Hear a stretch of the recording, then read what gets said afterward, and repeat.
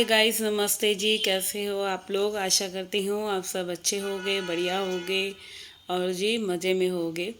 तो जी आज फाइनली कितने दिनों बाद जो है ये नाश्ता रेडी हो रहा है, क्योंकि रोज़ाना जो वीडियो स्टार्ट होता है वो घर के काम से ही स्टार्ट होता है। तो आज जैसे ही मैं सुबह उठी थी तो बस ये था कि कल ट्यूसडे था ना, तो इनका फास्ट था। तो मंगलवार को ना नाइट में ये बस हल्का दूध वगैरह लिक्विड ही लेते हैं। तो फिर मेरे को ये था कि चलो मॉर्निंग में मैं इनको आलू के पराठे खिलाऊंगी खस्ता से बढ़िया से। और यहाँ मैं जिम से अभी अभी आई थी। आने के बाद मैं पहले कपड़े वगैरह चेंज करे, थोड़ा सा फ्रेश हुई और फ्रेश होने के बाद अपना पानी वानी लिया और लग गई मैं नाश्ता रेडी करने में। तो नाश्ता के लिए अच्छा दोनों ही बैठे हुए थे, कार्तिक भी डुग्गू भी, ये लोग भी दोनों नहा लिए थे। और अब क्या है, 3-4 दिन बाद डुग्गू का तो स्कूल खुल जाएगा और कार्तिक का तो अभी आज कल आखिरी एग्ज़ाम है। तो देखो फिर कैसा रूटीन बनेगा। तो यहाँ पे सबसे पहले मैंने आके चाय रखी है इन लोगों के लिए और इसके डैडी को नाश्ता भेजा, फिर बच्चों को नाश्ता करवाया।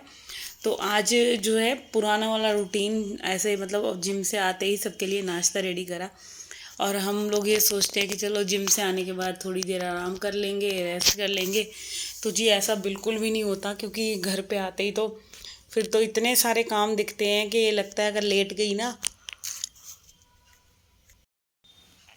तो काम सारे के सारे लेट हो जाएंगे, धीरे धीरे होंगे, मतलब काम अपना देरी हो जाएगी मेरे को काम करने में। मेन बात ये है।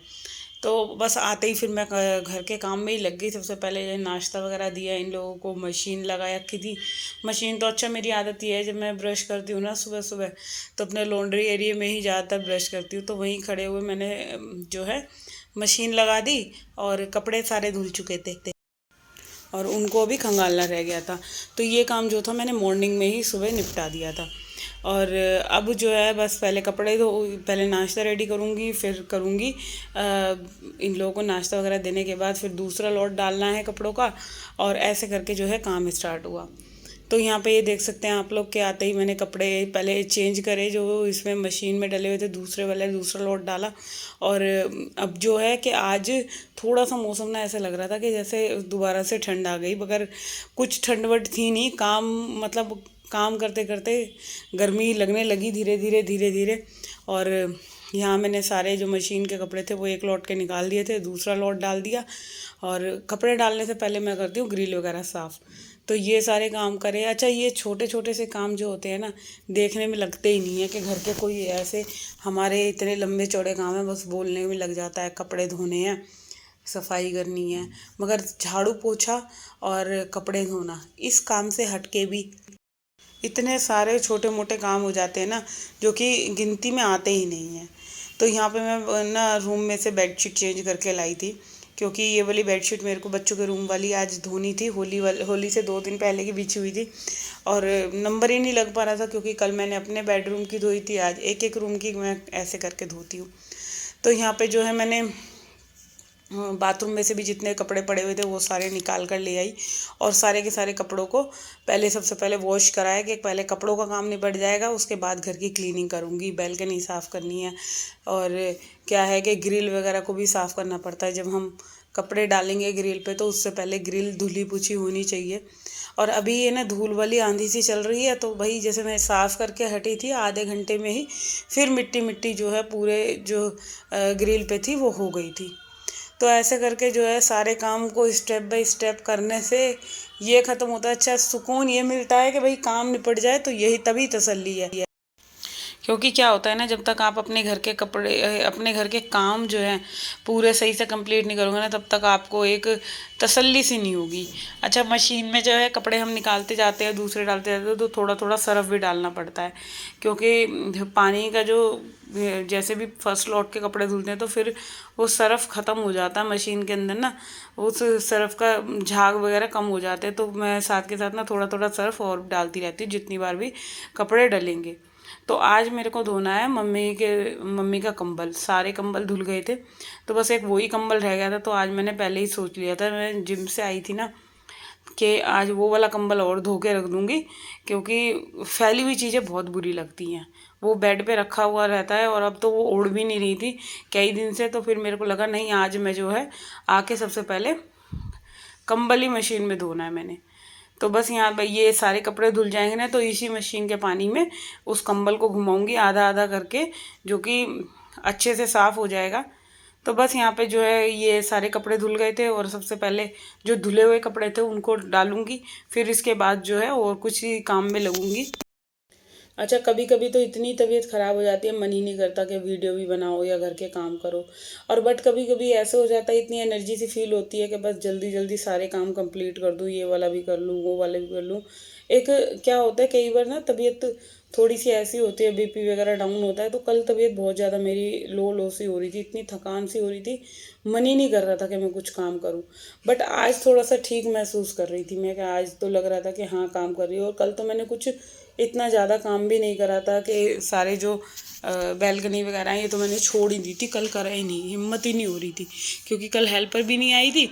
और फिर मैंने सोचा क्यों ही काम बढ़ाया जाए जब तबीयत सही नहीं है, क्योंकि रोज़ की है ये तो सफाई, कहीं एक दिन छोड़ दो तो कोई आफत आने वाली नहीं है, रोज़ ही करती हूँ। कहीं का भी एरिया हो जाए, चाहे इधर का या इधर का छज्जा हो जाए या दूसरा किचन की तरफ का छज्जा हो जाए, तो इसी वजह से ना फिर कल तबीयत भी सही नहीं थी। आज लगी हूँ मैंने, आज मैंने सोचा चलो आज जो ये कपड़े धोने का जो सर्फ का पानी है, इसी से जो मैं है इधर वाला छज्जा जो है वो पूरा वॉश कर देती हूँ। तो क्या होता है, जैसे ये सर्फ वाला पानी डाल दो ना, जो भी कोई धूल मिट्टी जो होती है वो सारी की सारी हट जाती है। तो इधर बस जल्दी से यहाँ पोछा लगा दूंगी इस वाले रूम में भी, और इसके बाद जो है छज्जे पे से वाइपर से पानी खींच दूंगी। और कई बार तो ऐसा होता है ना, जैसे थोड़ी बहुत देर अगर बैठ भी जाती हूँ ना, कि चलो सोचती हूँ चलो थोड़ी सी लेट करूँगी, तो उस बीच क्या होता है, वो थोड़ी सी लेट होने की जगह कम से कम आधा आधा आधा पौन घंटा मैं लेट हो जाती हूँ। जैसे बैठ गई मैं पानी पी रही हूँ या चाय पी रही हूँ, तो फ़ोन चलाने लग गई ना, तो फिर तो बस समझ लो कितना सारा टाइम जो है ना वो मेरा फ़ोन चलाने में या वीडियो स्क्रॉल करने में निकल जाता है। तो इसीलिए मैं अब बैठती नहीं हूँ। पहले क्या होता था ना, जैसे जिम से आ जाती थी थोड़ी बहुत देर बैठ जाती थी, फ़ोन चला लेती थी, बट अब नहीं। अब तो मेरे को ये लगता है कि बस पहले मैं काम कंप्लीट कर लूँ तभी मैं रेस्ट करूँगी, क्योंकि बैठ गई ना तो फिर तो ये हो जाता है कि चलो अब और ही ज़्यादा ही टाइम वेस्ट हो जाता है बैठने से। क्योंकि आपका क्या होता है ना, जब एक बार फ़ोन चलाने लग गए ना, तो फिर पता नहीं चलता फ़ोन हमारे कितने घंटे जो है वो खा जाता है। तो बस यहाँ पे ये मशीन में ये वाला मैंने कंबल डाल दिया था, फिर आ गई मैं फटाफट से किचन में। और आप लोग मेरी किचन की हालत देख सकते हैं, पूरी किचन फैल रही थी, इतना बुरा हाल हो रहा था रसोई का। नाश्ता दे दिया था, सब्जी मैंने बनाई थी आलू और मटर की, सूखे आलू मटर की फ्राई कर दिए थे, और उसके साथ दोपहर में छाछ हो जाएगी, रोटियां हो जाएंगी। तो ये था दोपहर के खाने में आज। और सुबह आलू के पराठे बना ही लिए थे मैंने।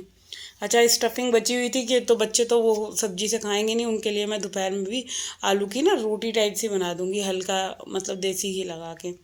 तो सबसे पहले किचन की क्लीनिंग शुरू करते हैं, किचन के कोने से स्टार्ट करते हैं। अच्छा, इधर कप बर्तन मांजते मांजते ना लाइट चली गई थी, और मेरे को इतनी टेंशन हो गई भाई, कि क्योंकि मैंने कंबल डाल रखा था मशीन में धोने के लिए।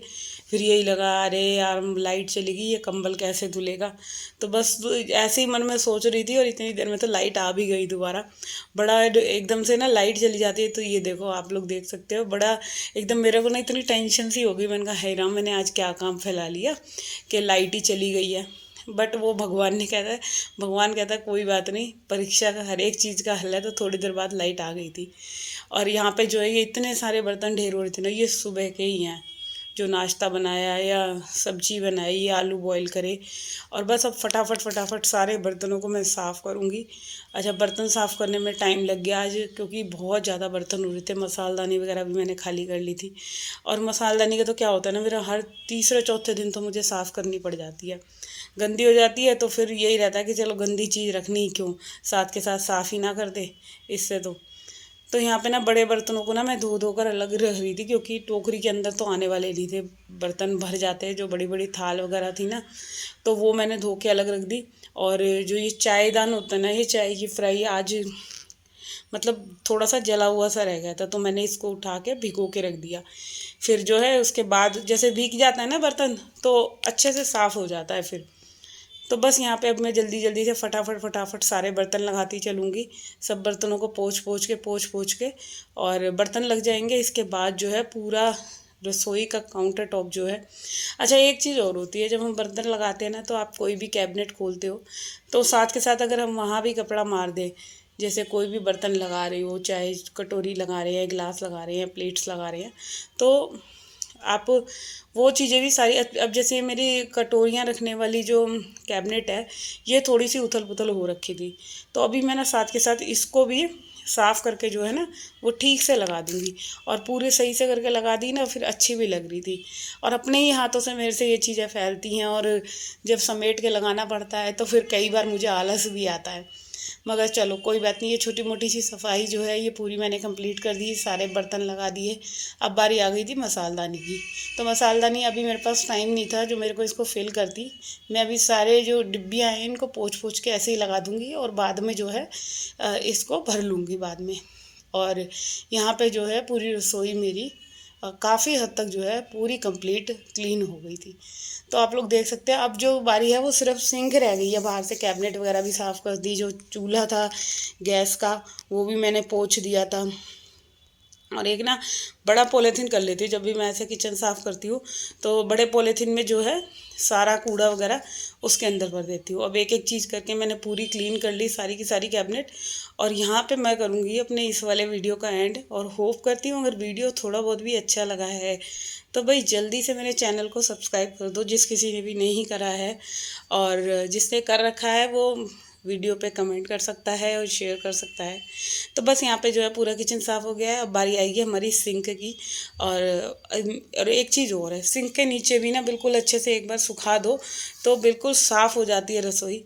अब बारी आ गई सिंक की, तो बस सिंक को भी मैं अच्छे से सारी चीज़ें हटा के जूने से एक बार साफ़ कर दूँगी। और इसी के साथ करती हूँ मैं अपने इस वाले वीडियो का एंड। कल मिलूँगी मैं आप लोगों से, जब तक के लिए टाटा एंड बाय बाय। और अच्छे से झाग बना के ना पूरी रसोई को ऐसे जो सिंक की होती है ना टैप वगैरह सारी चीज़ें क्लीन कर लेती हूँ ना, तो बिल्कुल एकदम स्टील है तो बिल्कुल साफ़ सुथरा सा दिखता है, एकदम चमक जाती है पूरी रसोई।